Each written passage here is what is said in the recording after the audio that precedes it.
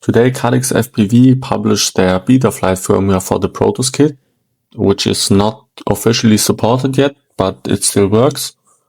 And this is a small tutorial on how to update it from PX4 to Betaflight. So you're gonna search for the Caddx Protos F4 board, enable the no reboot sequence, which is essential for the steps later. And then you click on the load local firmware button in the bottom right of the screen and go to the folder with all your Protos Betaflight setup files. And you're gonna select the hex file. Now you're gonna take your Protos drone and take a sticky object. I took a long toothpick that I found. Hold the boot button and plug in the USB-C cable from your computer while you still hold the button. And when you plugged in the drone, then you can let go of the boot button. Now we're gonna jump back to Betaflight, and now you have to select your device, so the drone in the top right.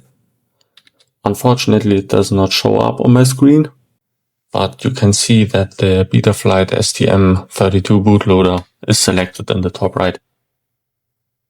And then you simply hit flash firmware.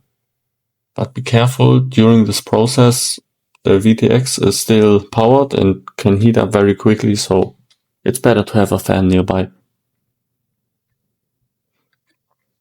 Then you can unplug the USB cable from the Protos drone and jump back in Betaflight and the Protos Betaflight folder. And you're gonna open the CLI text document, press Ctrl and A, and then Ctrl and C to copy all. Then we're gonna plug the drone back in and go back to Betaflight, where we're gonna select our device again. This time you can see it. We're gonna level the drone, so put it on a flat surface, for example your table, and hit calibrate accelerometer and wait for it to finish. Then we're gonna jump in the CLI and you simply press Ctrl and V to paste all the CLI dumps that you copied earlier. And after that, it should automatically save all your settings. And if not, and you remain in the menu, then simply type save and hit enter again.